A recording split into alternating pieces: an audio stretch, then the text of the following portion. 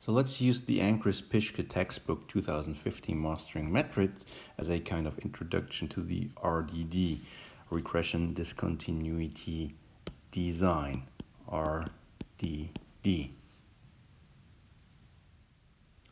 In reality, we pretty often find arbitrary thresholds. For example, in the state of California, the elementary school class size is limited to 32 students for some reasons. So 33 is too much. Also, there are thresholds like, let's say, the age of 62 for the Social Security Administration that won't pay you a penny in retirement benefits until you have reached that threshold, right? And so on. So there are some arbitrary, or let's say exogenous thresholds coming from policy decisions like the school class size or the retirement benefit, right?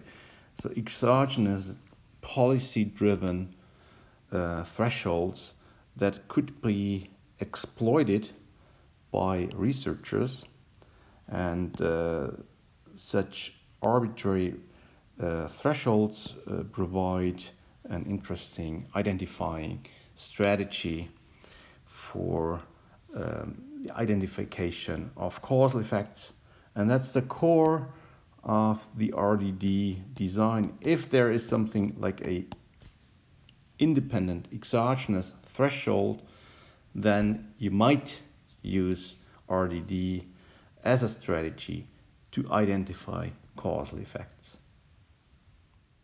Another arbitrary threshold is the minimum legal drinking age, MLDA. So American over 21 can drink legally. However, this threshold was different in the Vietnam era. So the threshold was 18, and this could be exploited for an RDD to identify causal effects. So that's what we also call natural experiment. It's not very natural, but it's a term, natural experiment, that refers to kind of exogenous shock, exogenous change of the threshold here in this case. And if there is something like that, we talk of a natural experiment that could be exploited for assessing and evaluating causal effects. And the first MLDA natural experiments emerges from the fact that the small change in age generates a big change in legal access. So this paper was published in the American Economic Journal, Applied Economics, in 2009, and you might be interested in that. So that's the effect of alcohol consumption on mortality and RDD evidence from the minimum drinking age. So what you see in the data is what is called the age 21 spike here. That's the 21st birthday, and here on the vertical axis you have the number of deaths. And if you follow these here, you see that that's the day from birthday. So if you go back, so this is just about, on average, the number of deaths. And then after the 21st birthday, there's also a average is quite similar to that, but you have a birthday spike. However, if you plot here on the horizontal axis years rather than days,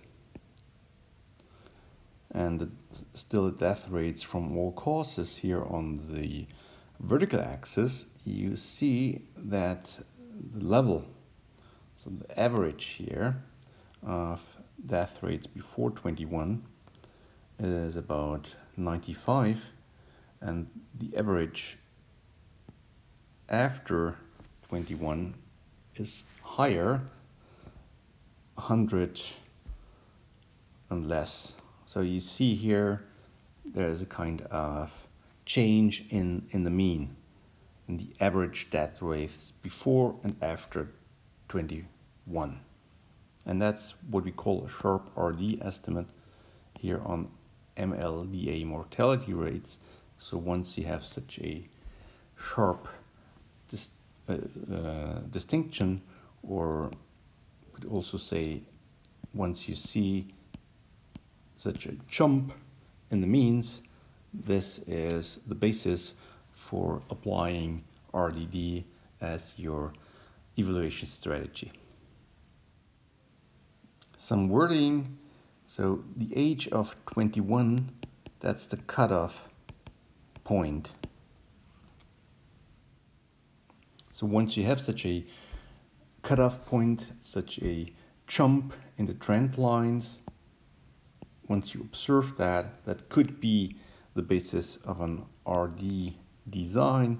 So this is a natural experiment, and you have rigid rules that create valuable experiments because, and that's the main point, you cannot influence your age, right?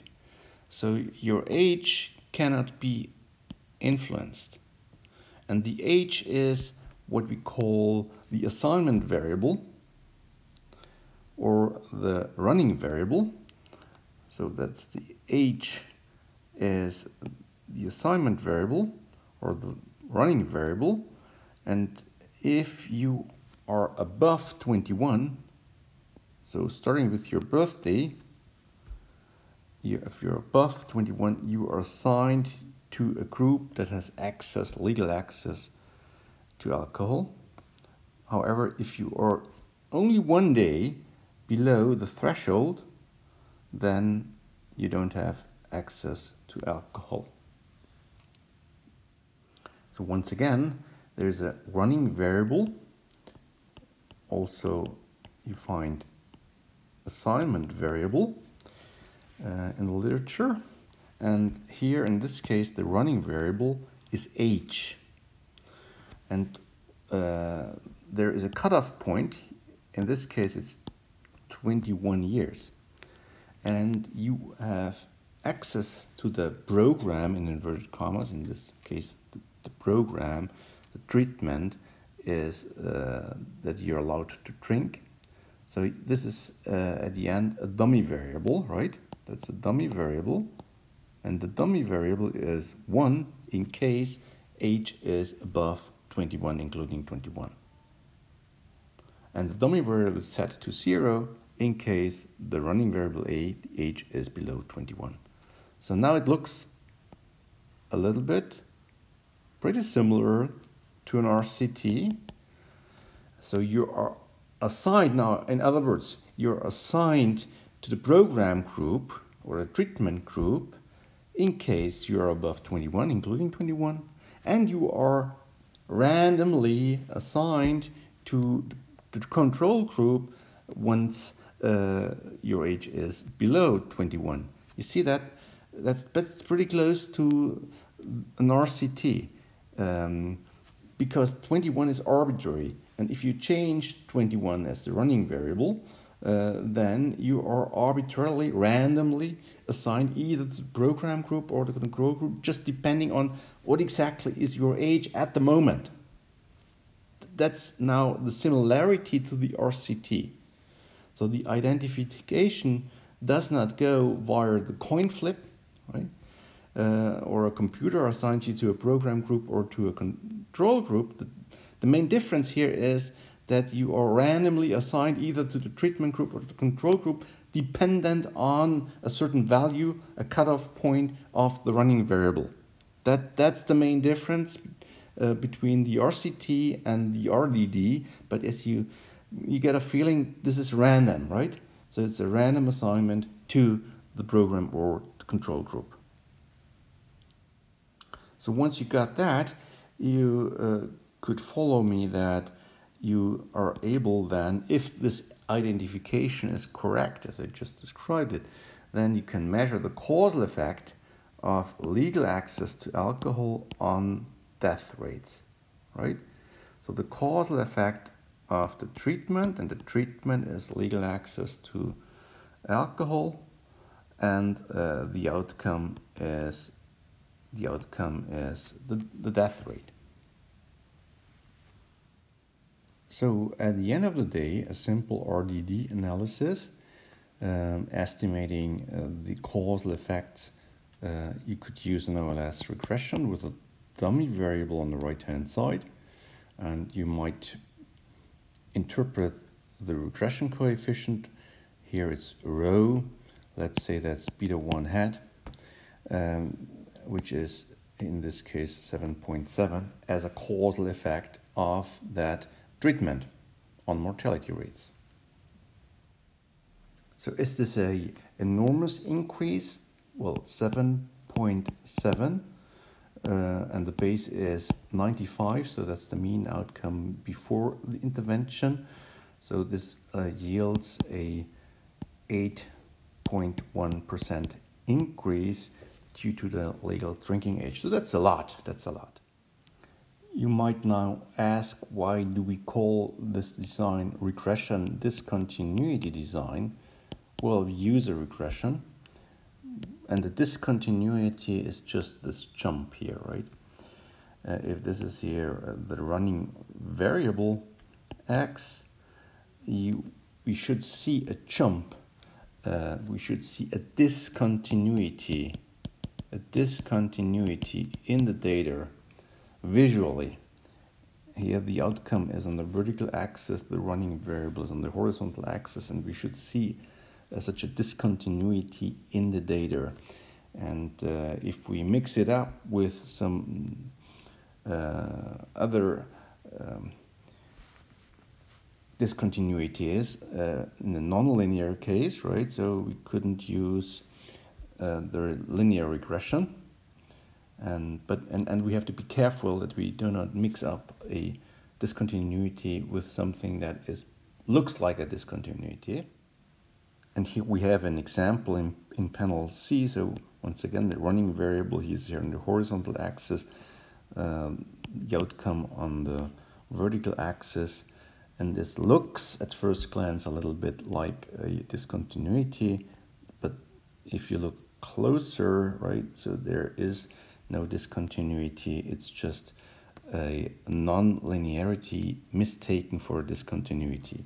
So in each paper you will see a visualization of the jump, a visualization of the discontinuity, and this is necessary to argue that you are correct using the RDD design.